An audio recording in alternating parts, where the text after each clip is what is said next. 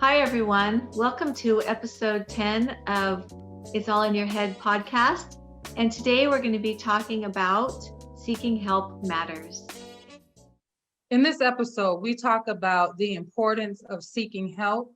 So we are actually going to have some of our clients come on. We want to talk about a couple of things before we actually get into the episode. One of those is informed consent and the importance of informed consent. Basically, informed consent is that you're making a decision based on information you've been given about what you will share, whether it's in the private setting with your clinician or on a public stage such as this. Michelle, what would you say about that?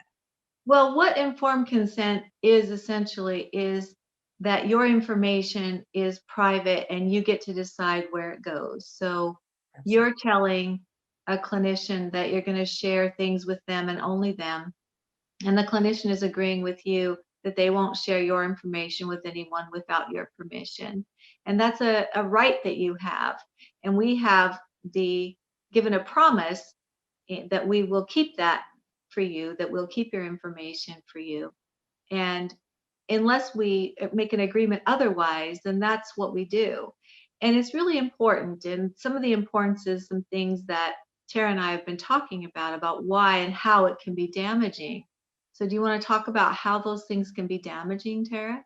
Yeah, what comes to mind are some of the popular shows that are on TV right now, and even those that have been on in the past, where I think that people give consent, but they don't have a full understanding of the impact that could happen on their lives with the information they release, because once it's out there forever.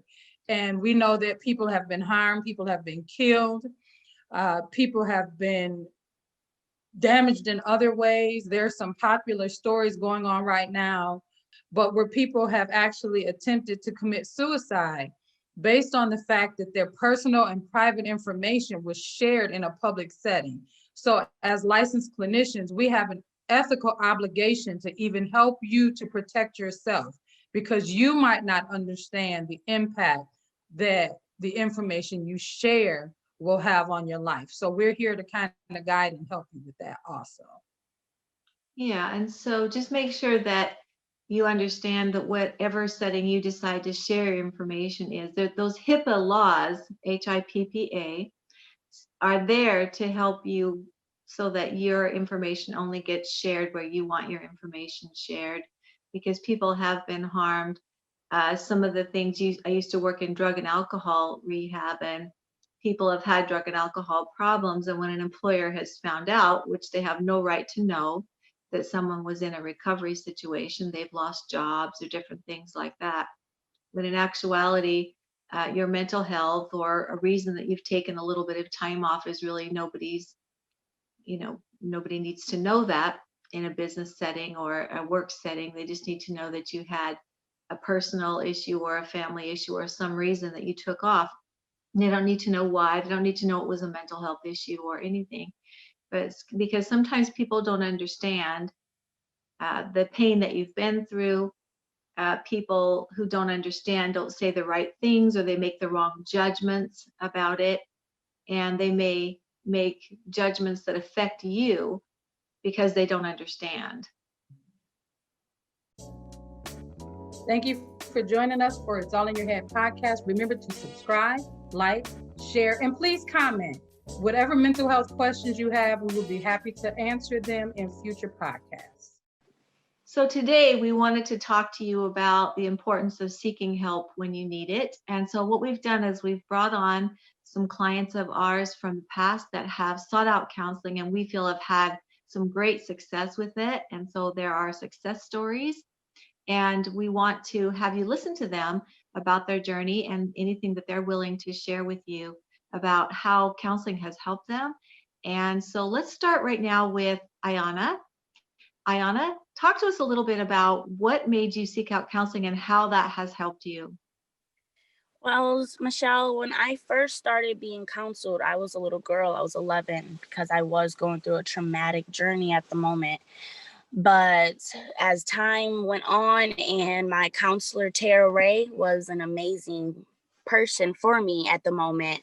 She got me through so much trauma in my life, and she also opened my eyes for not only me but my family around me too. Like, she counseling is just, it's a necessity for people who feel like they can't talk to nobody and feel like they are always in the dark. You know, even when you are in a room full of people, you can still feel alone and feel all of these, like, you fighting demons in your head. You know what I'm saying? And even as a little girl, you would never think an 11-year-old would be fighting demons in her head. But until I have met the right person for me, and it happened to be outside of family, she saved my life, to be honest. She did. And she also made me work on me and made me put myself first a lot. So with that being said, counseling is very important. It is. And if you were to compare where you were at age 11 and where you are today, tell me a little bit about that. I would compare myself a long jump. I still have milestones to go through, but don't we all, you know? So, but from 11 years old, I went to like having no family to now I have my own family. I'm married. I am, finishing up school. I'm being an awesome mother. I'm not dealing with my traumatic thoughts. So it gives me the time and it gives me the space to be an amazing mother to my daughter and cater to her in many ways that she doesn't even know she's going to be needed to be catered to. But with me having a counselor through those years and having the right support system on my side, it molded me into a stronger woman today. Ooh, I like that. That's fantastic. So, what else would you like to tell people out there who are maybe thinking, "Oh, I'm alone. I'm alone in a crowded room." What would you tell them? What would you tell them to get them over the hump of what to do? Well, you can't always tell them that you're not alone, because that's like telling a person not to grieve about their loved ones. So what I would say to them is, I know it's hard to not feel alone, but reach out. It's okay to take that first baby step to not feeling alone. Try to take steps to not feeling like you are alone in a room full of people. You have to take baby steps into molding your own happiness. And what does that baby step look like? Like, what could it look like? Reaching out to a counselor, to be honest. Even if you feel like you can't personally do it because you have so much pride, because a lot of people think counseling is for the weak for some reason, but it is not. It For you to even call out for help, it's like for you to even cry in front of anybody. That is a very strong step to even take in life, because everybody chooses to cry behind closed doors. So, and what I would say to them is to just take a baby step. Tell a friend, say, hey, I don't know where the resources are, but I'm trying to call out for help. That's all you have to do, is cry out for help. And then if your friends have resources, if they don't, we can all find a resource for a great counselor. And it's not always going to be a good counselor your first time around. You're going to have to go through people to find good counselors, but they are always somebody out there for you. You are not alone. Fantastic. I like how you said that it sometimes isn't the right fit the first time around. Sometimes it's just not. Yeah. Yeah. And I knew I was gonna cry. I was trying not to. I tried. For real, it's okay. And so, I mean, I think for me, it's emotional because to see this little person who I started seeing at 11 be grown, be married, have a daughter, it's it's it's really emotional to see it from this standpoint, and for her to be able to say things like, she saved my life. I don't feel like that. I feel like she saved her life, but she was willing to do the work. And so it's just interesting, excuse me for that, but it's just interesting to hear that perspective from her. So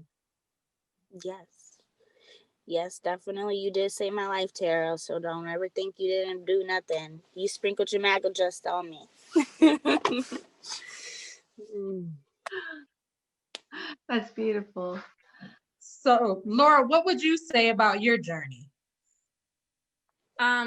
in many ways, I'd say similar things to what Ayana just said. I think it really resonated with me what she said about the idea that seeing a therapist is a sign of weakness, when really to be vulnerable and to reach out to someone and to open some doors that you've kept closed for a long time takes a tremendous amount of strength. It's hard to confront things that you might not want to confront. I think me personally, I got to a point where those closed doors, so to speak, forced their way open, and I had to deal with it. And my life was just coming to a halt. So it's like I came to Michelle in a very bad place in my life. And I mean, now with the help of therapy and of course, other, support networks and learning coping skills and, yeah, I'm at a place in my life where, 6 years ago, I didn't think was possible. There was a time in my life where I thought, oh, I'm going to have to go on disability, or like, hopefully I won't live that long. I don't know. It was just, there was no optimism for the future. And going to therapy with Michelle just really gave me that safe space to work through issues where I didn't feel like it was too scary to confront. So yeah, it's been invaluable. I can't recommend therapy enough to people I know. So Yeah. I'm always like an advocate for therapy now to everybody. And are you willing to talk about the difference between 6 years ago and now for you? Sure. Yeah, I guess I won't go too much into personal details, but when I first saw Michelle, I had quit my job. I was living with my mom. I was struggling to drive on the interstate by myself. I mean, I was struggling. I became very agoraphobic. It was hard to even leave the house.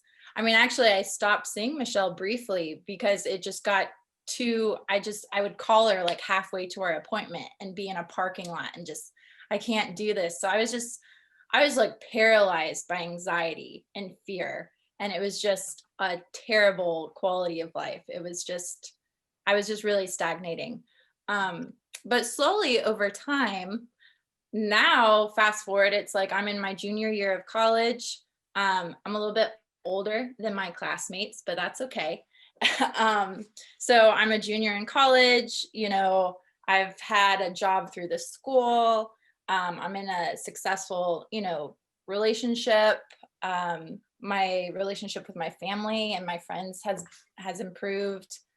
I mean, and the biggest thing, I think I told Michelle this recently, the biggest thing I think is just like, I'll actually catch myself thinking, oh, it'll be so cool if I can travel to this place one day, or maybe one day, maybe I'll have a kid one day, or, it's like, I just am actually excited and optimistic for the future. Whereas before, I mean, I don't think I'd ever felt that before, even when I was a child or a teenager. I think I always like, oh my goodness, like life is struggle, it's just a long struggle. Whereas now I'm like, oh, actually, life is actually something to be grateful for.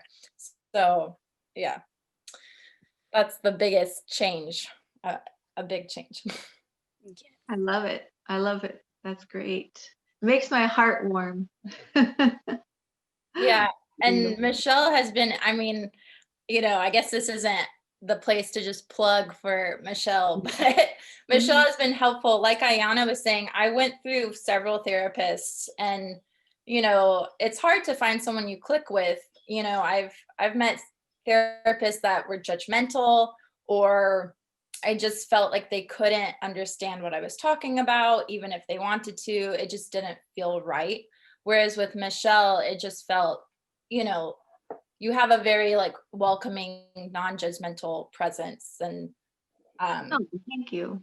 yeah.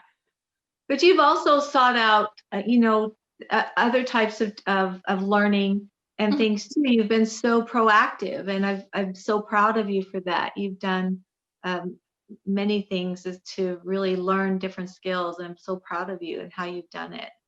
Thank you.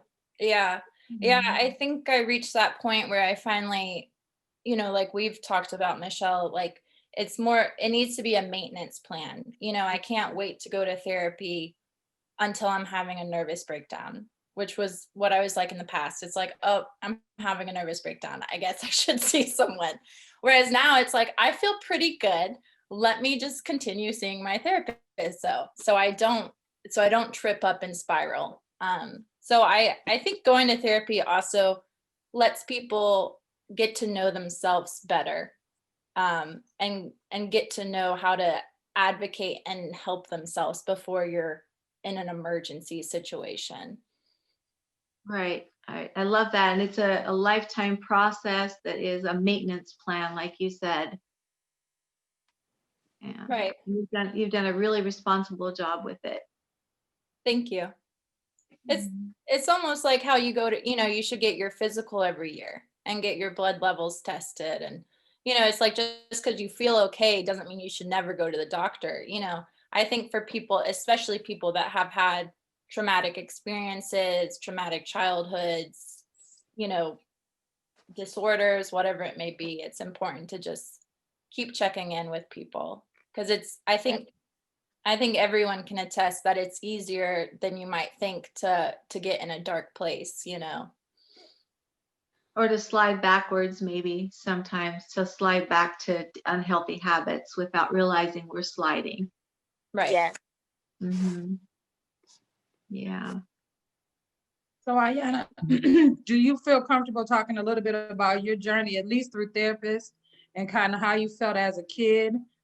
Because I think as a kid, people make choices for you. So what would you say? Yes, and with me, actually, I was a kid, but I made choices for myself, It's kind of like I was my mother's mom at the moment. So that was very hard for me. And in the moment when I started getting therapy, I was in the process of being snatched from my home, and that is scary. You're going from your comfort zone to a place that you feel like you have to lock the doors every time you use the bathroom, just because you don't trust anybody. You don't know where you are. You still have to realize you have to, just get accustomed to this new comfort zone that's going to be here for the rest of your life, but you don't want to do it. So I went from being just a traumatized little girl in a home that I was a mother, and I was to tell my mom when to cook dinner or when we should clean up or my little brother needs clothes, and to a situation when I couldn't even cook dinner anymore, and I did not know these people were the can of paint. And you, even when I had told you, Tara, I felt like I didn't even want to be here anymore, and you walked me through it. You helped me out, and you had to talk to me and to let me know that I'm not Tavion, my little brother's, I'm not his mother. And so going through that journey, you were there for the most important part of my life, I feel like, because if I did not have a therapist in that moment and they would have just snatched me out of my home and didn't think I would need counseling, I probably don't know where I would be right now. Because sometimes you was the adult in my life that gave me common sense thinking, that kept me afloat, because even though I was a child and I was so mature for my age, of course, I still had immature ways of thinking, and I needed that mature adult to say the right things to me at the moment. And that's what you were there for. And that is why I would never let go of counseling ever in my life. You helped me a lot. Counseling helps people a lot, and especially in that situation of don't know if you're gonna ever see your family again. And you helped me, and that was the moment, that was the time when I was fighting for my little brother to even come be adopted with me, and you were there for me through it all. Like that, I don't really know, my life was turned upside down to being, I sorted it all out with me saying where I want to go, where my brother and I was going to go. I sorted that out, but I didn't sort it out alone, because you were that adult that was there with me, walking me through the process as my counselor. Thank you for joining It's All in Your Head podcast. I just want to remind you to subscribe, like, share, and comment below. Thank you. I'm not gonna cry no more. I'm trying. I'm trying. You know, and I just think that what I'm hoping, and it sounds like from you, Laura, and from you, Ayana, that what you all were able to find was a certain strength on the inside of yourself that maybe you didn't know was there, and we just kind of helped you kind of uncover it.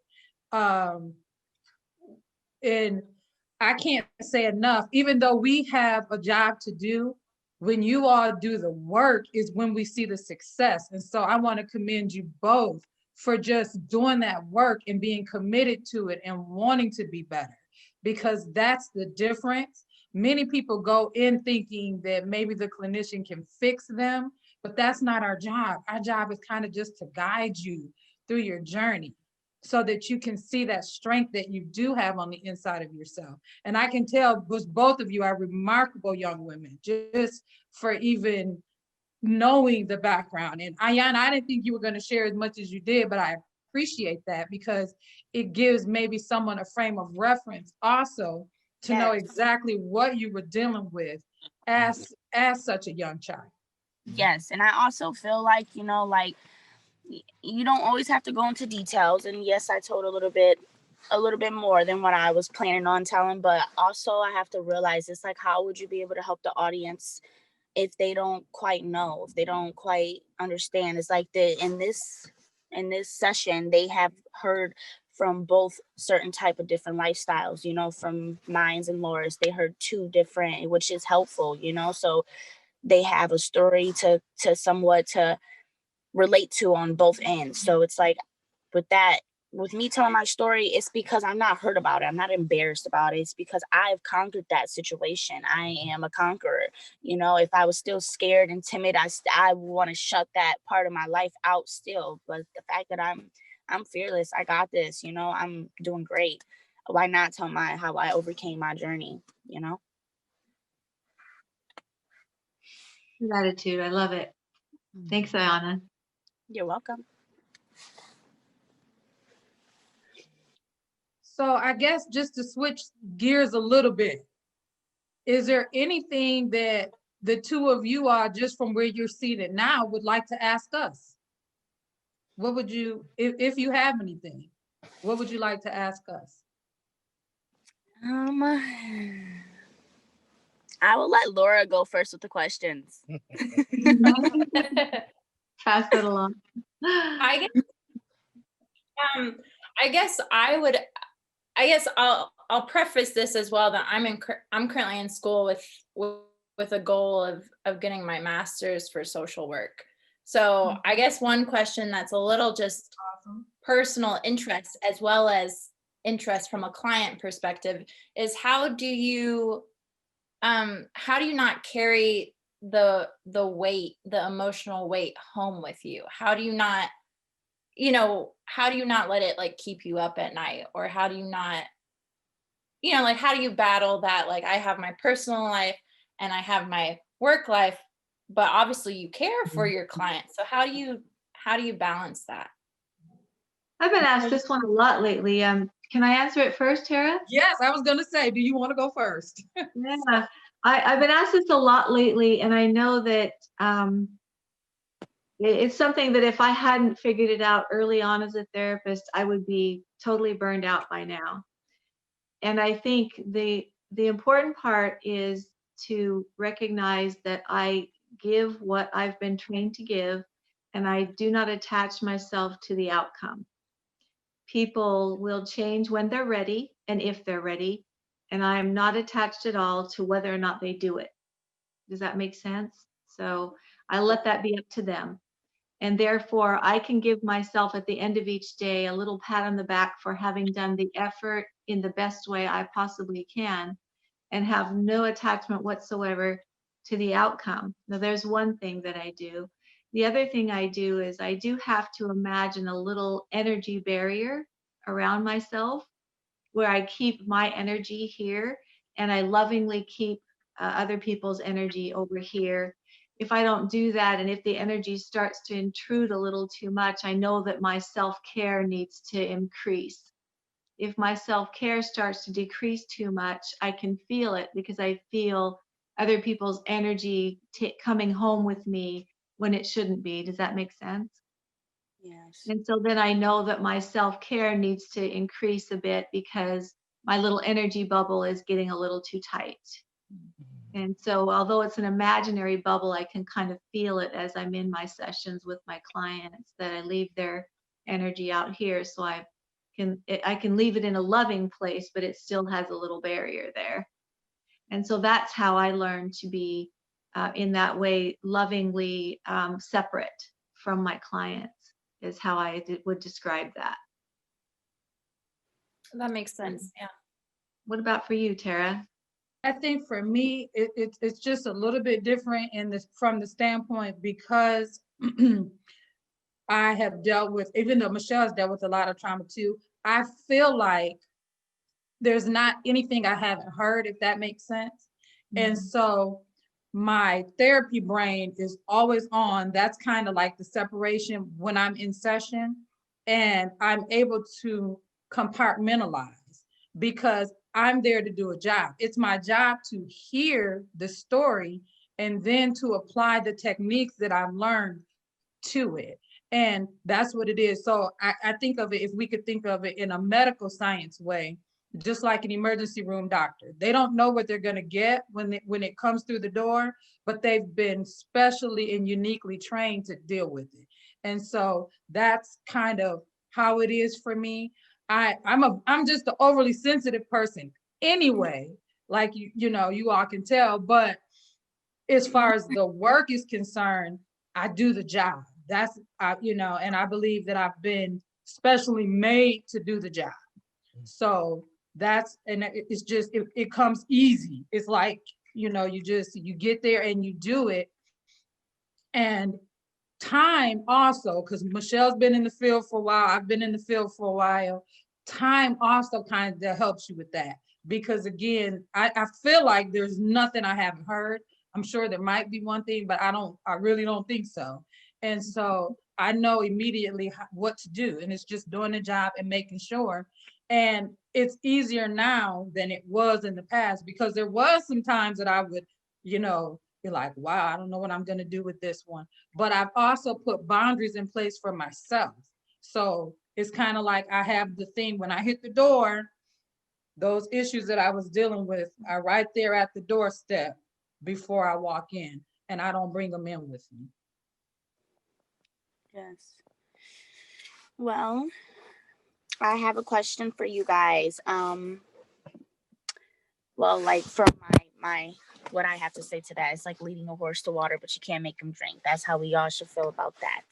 But for my question for you guys is, when did you guys realize a certain point in your lives that this was meant for you?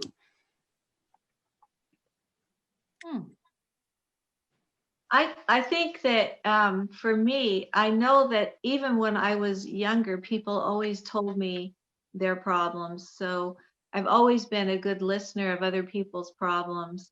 I just don't think I realized that it was a talent at all. And it wasn't until I did go into psychology as a bachelor's degree, because I was always interested in self-help. I read self-help books all the time just as a hobby. And then I went into psychology as a bachelor's degree, but didn't go back for my master's until I was in my 40s.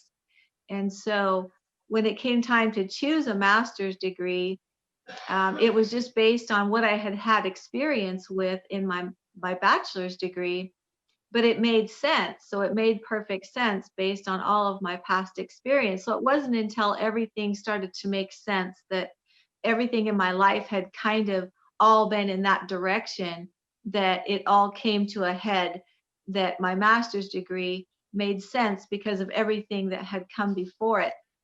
And so I don't know that, because one of those things about being good at listening to people and figuring out how people think and feel, it isn't one of those talents that you can see. It's not like playing the piano or being a dancer or something. So it isn't like someone will describe you as being, good at that. So you don't know that you have that talent that everybody describes you as. And Yeah. so, so it's not one that people are you're going to know you have when you're young. I think that over time, you just kind of recognize that, oh, hey, I'm kind of good at this, you know? Mhm. And I think I feel the same way. I've been working in human services with children and families for a long time. And that's kind of been all that I was doing, not knowing what to call it, if that makes sense. And then the light came on. Okay, you're going to go for a master's degree, the same. What are you going to go for? Oh, well, it makes sense. This is what you've been doing all along anyway. And so I went and I knew what I wanted to do. I just didn't know how to get there until someone helped me give it a name, and that was counseling. Yes. And so I think about it. So can I share one thing, Ayana? One. Why? Yes, Okay, of it's course. gonna be a good thing, a happy thing. So Ayana is the type of young woman who has always said what she wasn't and was gonna do and stuck to it. But I remember her saying, you know, I just feel like I want to encourage people. You know, and that's just as a young person, that's what came out. I just want to encourage people. I want to be a motivational speaker, I think. And when she said that, it was like, okay. It was like the light bulb went on. And so I don't doubt that as she goes forward, that's what she's going to do. Like, because Yes. of the type of person that she is and how determined she's always been, and a little bit stubborn, but that's okay. You know, that she'll do that kind of a thing. So I think sometimes, you know, I've heard someone say, your purpose is forged in your furnace of affliction. And when I hear that, that's what I think about. So even if we don't know, kind of use that as a guide as you're going forward, because it's difference between things you like to do and things that you're purposed to do. I believe I'm very much purposed to do this. I believe Michelle is very much purposed to do what she does. And in the very unique way that we do it, we both treat trauma, but in very different ways sometimes. So that's the other thing that I would say about Yeah. it. And that's still on the board for me. I still want to be a motivational speaker. I just have to get over stage fright. You know, and it's like, okay, I love it. I love it. Well, and I guess, you know, I guess the trauma that I was going through as a child too probably helped to shape that. So you're right. So what'd you say? Your purpose is forged in the furnace of your Affliction. affliction. I like that. That was a good one. So I think in us wrapping everything up, I have a few questions for you all, and I want you to take your time and just speak to it however that you want to. But the first question is, how important was the therapeutic relationship for the two of you? Just being able to make an authentic connection with your therapist. And then the second question would be, what three things maybe, or even more if you have them, that really helped you through the therapeutic process? And then the last will be just any parting words that you have to share with people about the therapeutic process. Ayana, you can go first. Okay. I can say the importance of our counseling relationship was very important. And you knew I wasn't the type of patient that liked to just sit in the office and talk. I did not like that. So one thing I do have to give Tara props on is she like read my body language and she catered to it. So we had like one session in the office, and then one session we will go out, like go get some ice cream or something, go for a walk through the park. You know, like I love that about my sessions with Tara. I thought that was really awesome that she knew what I wanted. I didn't even have to tell her, could we leave? Like, I don't like to sit in the office room. I don't like feeling trapped. It's like, you knew I had that free spirited type of vibe, and you catered to it. So we would go out on outings every other session, which was very awesome. And one thing I also have to say that made our relationship very important is everything, a story like one of my situations when I was going through certain situations, you would also be able to relate and give me some stories out of your own life and how you handled it and how and what you did to like, your certain steps into conquering your situation. So that also helped me tremendously, because to hear from out of your mouth, who is the one helping me with your pen and paper, to hear that you was going through similar things, that was awesome for me. And that is what made our relationship very important, was to hear your battle scars and how you healed your own wounds. So any parting words, Ayana? What would you say to someone who's contemplating taking the step of getting counseling? I would say it's time to be selfish with yourself. Be selfish and show yourself that self-love. Take that first step to saying yes, I will accept counseling into my life. Be that first person to break that chain in your family. If you come from a family that has never had counselors within, certain family members, what stays in this house, what happens in the house stays in the house, so be that first person in your family to break that chain and just say, I'm gonna do it. Take that jump. Be selfish with yourself. That's my parting words. So yes. Thanks, Anna. Thank Thank you, you. Ayana. Laura? What about for you, Laura? I guess to respond to Tara's first question, I do think it is very important to make an individual connection with your therapist. I think sometimes it's even hard to put words on it, like why it works. But I know before I met Michelle, I had met several counselors, and some of them I only saw once or twice because I just wasn't comfortable, or they were judgmental. And especially when you start getting into various types of issues, such as drug use or, relationships with men, or, whatever you might feel judged about, I think it's very important to find a therapist you can open up to and that can talk to you without shaming you, basically, which sounds like a given, but it was hard to find the right fit. And Michelle, I don't know why, but it just clicked really well. And then I think therapy, it's hard to limit it just to like 2 or 3 very important things. I agree with Ayana that, maybe especially women have been kind of taught, to like take care of everyone around them instead of themselves. And especially, Ayana mentioned, her mother needed mothering, and I've felt that too. My mother has always been a constant source of like taking and not giving. So I think at some point it's like, you have to slow down and be like, I'm responsible for me, and I have to take care of me, and no one else is going to do it for you. So I think that's the major thing about therapy. It's taking care of yourself, and that's important. And then other than that, I think therapy has been most beneficial, I think, in just kind of letting off that release valve, so to speak. It's like things build up and build up and build up. And especially from childhood, if something happens when you're 5 years old and you don't talk to someone until you're 18,